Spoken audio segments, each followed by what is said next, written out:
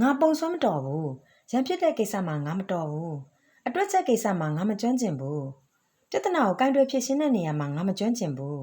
ငါဟန်ဆောင်ပြီးလုပ်ရတဲ့ကိစ္စမှာမပြီးပြင်းဘူးမိန်ကွန်းပြောတဲ့နေရာမှာငါမကျွမ်းကျင်ဘူးဒါတွေကိုအင်္ဂလိပ်လိုဘယ်လိုပြောမလဲတူတူလေ့လာကြမယ်ငါပုံစွမ်းမတော်ဘူး I'm not good at drawing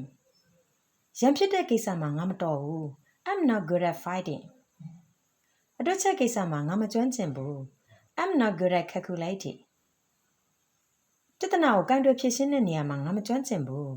I'm not good at solving problems ငါဟန်ဆောင်ပြီးလုပ်ရတဲ့ကိစ္စမှာမပြီးပြင်းဘူး I'm not good at pretending မိန်ကွန်းပြောတဲ့နေရာမှာငါမကျွမ်းကျင်ဘူး I'm not good at public speaking ဒီတစ်ချိန်မှာတော့အင်္ဂလိပ်လိုစာတမ်းထုတ်ပေးထားတာကိုလိုက်ဖတ်ပြီးတော့အပြောလေးချင်းပေးပါငါပုံစွမ်းမတော်ဘူး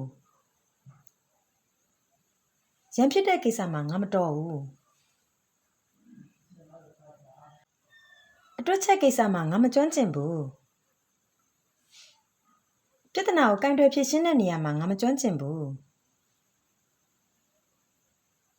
ငါဟန်ဆောင်ပြီးလုပ်ရတဲ့ကိစ္စမှာမပြီးပြင်းဘူးမိန်ကွန်းပြောတဲ့နေရာမှာငါမကျွမ်းကျင်ဘူးဒီဗီဒီယိုကအကျိုးရှိတယ်ဆိုရင် comment မှာ yes လို့မှတ်ခဲ့ပေးပါအပေါင်းနဲ့ပြီးတော့ live reaction ပေးခဲ့လို့လည်းရပါတယ်အားလုံးကိုကျေးဇူးတင်ပါတယ်ဘိုင်ဘိုင်